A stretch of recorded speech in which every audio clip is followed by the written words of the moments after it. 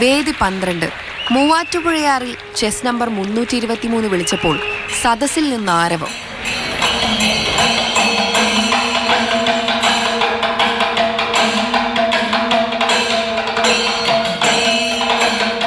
മേളം കൊട്ടി കയറിയപ്പോൾ പഞ്ചവാദ്യവേദി ആവേശക്കടലായി.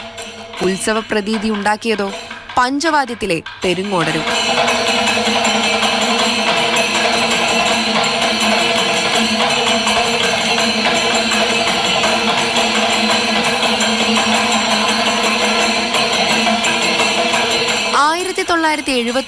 കലോത്സവത്തിൽ പഞ്ചവാദ്യം ഉൾപ്പെടുത്തിയതു മുതൽ പെരിങ്ങോടുകാർ എത്തുന്നുണ്ട്. അക്കാലത്ത് നാടിന് അഭിമാനമായവർ ഇന്നും ആശാന്മാരായി കൂടെയുണ്ട്.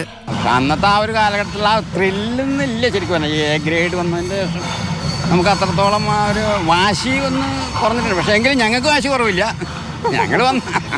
ഞങ്ങൾ അതൊരു കലാസഫരിയായിട്ട് എടുത്തിരിക്കുക.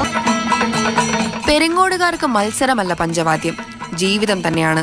കുട്ടികളെ ഇതൊരു തൊഴിലായിട്ട് ഉപകരിക്കാൻ പറ്റുന്ന ഒരു സാധനമാണ്.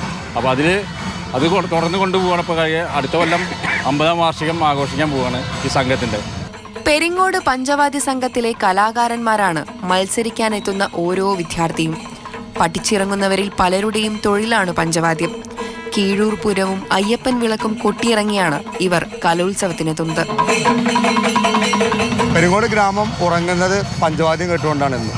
അത് ഉണരുന്നതും ഇപ്പോൾ ഈ കാലഘട്ടത്തിൽ രാവിലെയും വൈകുന്നേരം പ്രാക്ടീസൊക്കെ ആയിട്ടും ഒരു തലമുറ ഇതിനായിട്ട് പ്രവർത്തിച്ചുകൊണ്ടിരിക്കുന്നുണ്ട്. ഓർമ്മകളുടെ കാലങ്ങളിൽ ഇടറാത്ത കൈത്താളമാണ് പെരിങ്ങോട്ടുകാർക്ക്. ഹയർ സെക്കൻഡറി വിഭാഗം പഞ്ചവാദ്യ മത്സരത്തിനെത്തിയവരിൽ ഒരാൾ പെരിങ്ങോടിന് വേണ്ടി പണ്ട് കൊട്ടിക്കയറിയ സജീവന്റെ മകനായതും അതുകൊണ്ട് തന്നെ. ഞാൻ പഞ്ചവാദ്യം പഠിച്ച് ഈ യൂത്ത് ഫെസ്റ്റിവലിൽ വന്നിട്ടുള്ള ആദ്യ വർഷം ചേർന്ന് ആദ്യം കൊട്ടിയത് കോഴിക്കോടായിരുന്നു. മോനും കൊട്ടിയത് കോഴിക്കോടായിരുന്നു. അപ്പോൾ അതുപോലെ തന്നെയാണ് ഒരു പരിപാടി ഉണ്ടായിരുന്നത്. അച്ഛനും മനസ്സിൽ വന്നു, അതേ വഴിക്കന്നെ ഞാനും വന്നു നിൽക്കുമ്പോൾ വളരെ സന്തോഷമുണ്ട്.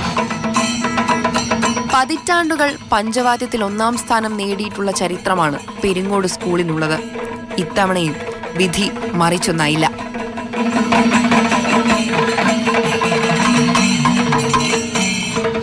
പല വാദ്യ സംഗീതോപകരണങ്ങൾ ഒത്തുചേർന്ന് കേരളത്തിന്റെ തനതു വാദ്യ സംഗീത കലാരൂപമാണ് പഞ്ചവാദ്യം. പഞ്ചവാദ്യത്തിന് പെരുമ പെരിങ്ങോട് തന്നെ. ക്യാമറാമാൻ അനൂപിനൊപ്പം കാർത്തിക മഠത്തിൽ, മാതൃഭൂമി ന്യൂസ്.